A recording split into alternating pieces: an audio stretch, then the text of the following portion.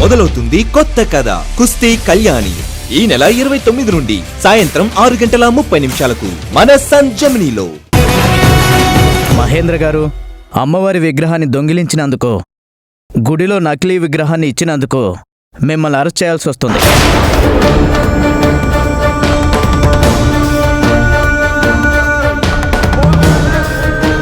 SI గారు, ఆయన arrest చేయండి. ఎస్ఐ గారు ఆగండి.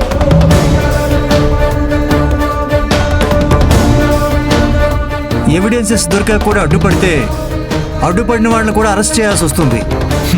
ఎవిడెన్స్? ఒక అబద్ధాన్ని నమ్మి మీరు ఒక అబద్ధానికి ఊడిగం చేస్తున్న మీ తీరు చూస్తుంటే నాకు నవ్వు వస్తుంది. మిస్టర్, మాకు కంప్లైంట్ వచ్చింది. నా చేతిలో విగ్రహం ఉంది. మీరు దొంగిలించడానికి ప్రయత్నించారని స్పష్టంగా రుజువు అవుతోంది. కళ్ల ముందు అంతా ఇంత క్లియర్గా ఉంటే ఇంకా అబద్ధమని ఎలా చెప్తారు మిస్టర్ తారక్? ఎందుకంటే మీ చేతిలో ఉన్నది నిజమైన విగ్రహమో లేదో పట్టుకుని కూడా కనుక్కోలేకపోయారు కదా, అందుకు.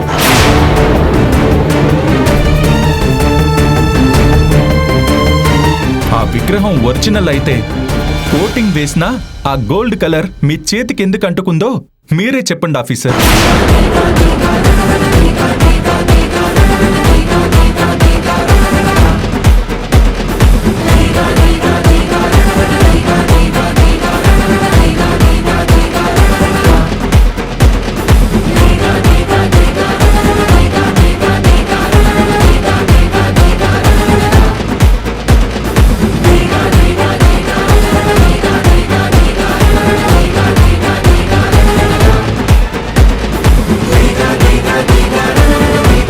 తల్లి చెప్పడము, అది మీరు వినడము, సెర్చ్ చేయడానికి రావడము, కనీసం చేతిలో ఉన్న ఆ విగ్రహం నిజమైందో కాదో కూడా తెలుసుకోలేకపోవడము, ఇదంతా చాలా కామెడీగా ఉంది ఆఫీసర్.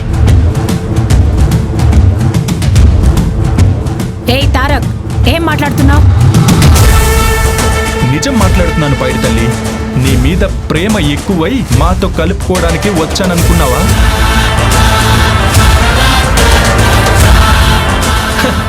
నేను కూడా నీలాగే పిచ్చి పనులు చేస్తాననుకున్నావా?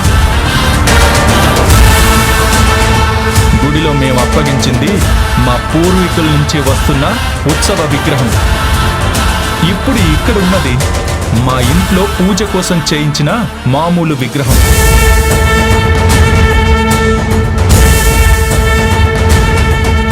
ఇప్పుడు చెప్పండి ఆఫీసర్, ఏది నిజం, ఏది అబద్ధం?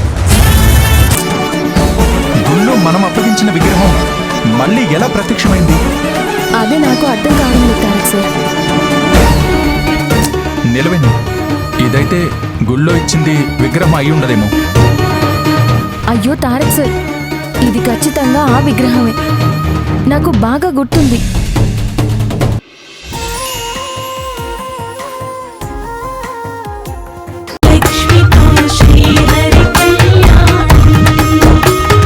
నాకు తెలిసిన వాళ్లలో లక్ష్మి లాంటి లక్షణమైన అమ్మాయిని నేను ఇంతవరకు చూడలేదు. పుట్టింట్లో పేరు తెచ్చుకుంది. తండ్రి లేకపోయినా ఆ భారం తన భుజాలపైనే వేసుకొని ఆ ఇంటిని నడిపిస్తోంది. ఇప్పుడు పెళ్లి చేసుకుని అత్తారింట్లో ఇబ్బంది పడుతోందనడానికి లేదు. అత్తా కోడళ్ళంటే భద్రావతి లక్ష్మిలా ఉండాలనేంత ఆదర్శవంతురాలు.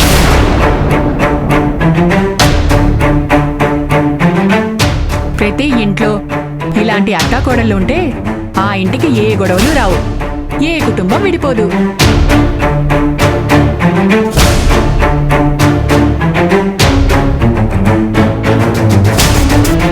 హారతి బండమ్మా, ఇవ్వండి.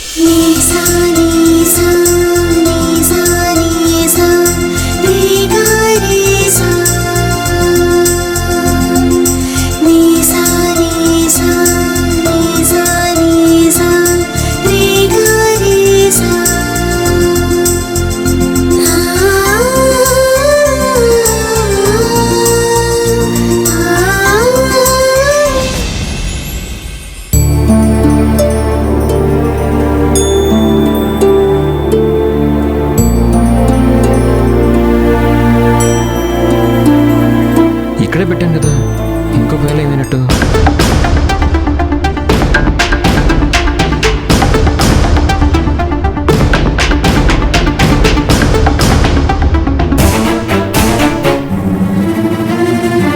మచ్చా, ఏమైందిరా?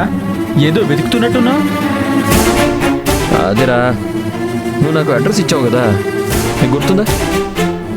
మన బ్యాంకు నుంచి అమౌంట్ ట్రాన్సాక్షన్ అయింది, ఆ అడ్రస్ కోసం వెతుకుతున్నాను రా. ఇక్కడే ఫైల్లో పెట్టాను, కనిపించట్లేదు. అమ్మాయి అకౌంట్ నుంచి 25,000 ట్రాన్స్ఫర్ అయింది. దాని గురించి నన్ను వెతుకుతుంది. అవునరా, ఆ అడ్రస్ కోసమే ఇంట్లో వెతికాను, అక్కడ దొరకలేదు. ఇప్పుడు చూస్తే ఇక్కడ కనిపించట్లేదు. ఒక్క నిమిషం రా, నా సిస్టంలో ఉందేమో చూస్తాను. హరి, ఇప్పుడు అడ్రస్తో అంత అవసరం ఏమొచ్చిందిరా? నాన్న నిన్న మనం ఎదురుగా ఉన్న బిల్డింగ్ నుంచి సాయంత్రం బయటకు వచ్చారు, నీకు గుర్తుందా? ఎందుకు వచ్చారనుకుంటున్నావు? ఏమోరా, నాకు తెలీదు. అమ్మ అకౌంట్లో నుంచి పోయిన 25,000 వెనకాల ఏదో జరిగిందిరా. ఆ డబ్బు నాన్న తీసుకున్నాడని నింద వేయడంతో నాన్న ఆ బాధను తట్టుకోలేక కష్టపడి డబ్బులు సంపాదించి అమ్మకి ఇవ్వాలనుకుంటున్నాడు.